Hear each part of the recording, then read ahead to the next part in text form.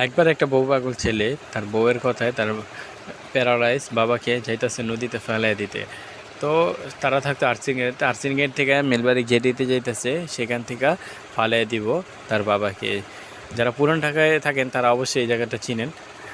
তো যাওয়ার পথে হঠাৎ আইজি গেটে আসার পর নদীর কিনার দিয়ে তখন একটা গাছের সামনে আসার পর বাবা বললো, বাবা একটু দাঁড়া। তো ছেলে বললো, বাবার যেহেতু শেষ ইচ্ছা একটু দাঁড়াই। তো বাবা বললো, তুই আমার কই নিয়ে যেতেছিস? তখন ছেলে বললাম, তোমার ওই নদীতে ফালাই দেবো।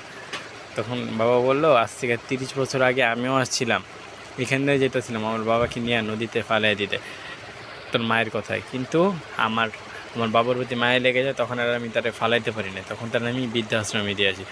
তুইও আর আগে যাস না, তো তোর ছেলে এর থেকে আগে যাবে। তো এই কথা শোনার পর ছেলের তো মায়ের লেগে যায় তার বাবার প্রতি, তখন ও আর আগে যায় না, তখন ও তার বাবাকে একটা বৃদ্ধাশ্রমে দিয়ে বিদেশ চলে যায় এবং নিয়ত করে যে